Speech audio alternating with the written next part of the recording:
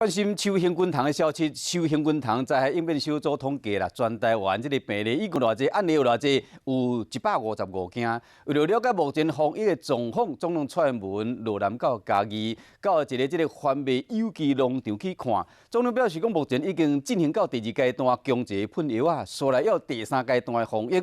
伊希望讲地方甲中央来合作，来降低农民的损失。 为了邱兴君堂的访治，总统蔡英文到嘉义一个环美有机农园，也是蛮大，这算是用。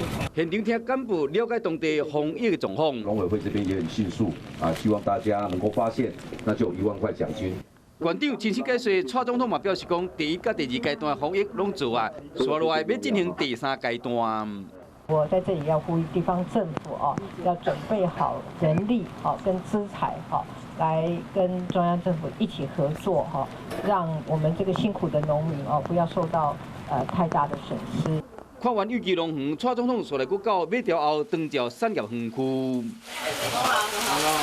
虽然落大雨，蔡总统依然去了解在地长照甲观光产业的状况。 去嘉义进前，蔡总统嘛出席泛太平洋甲东南亚妇女协会第27届国际年会开幕典礼。针对高雄市长韩国瑜讲，民进党政府得到权力中毒症，蔡总统嘛有做回应。韩市长毕竟还是背负了很多高雄市民的期待，还忙于要选总统这件事情那追求另一种权利的话，这个恐怕就是他讲的权力中毒症吧。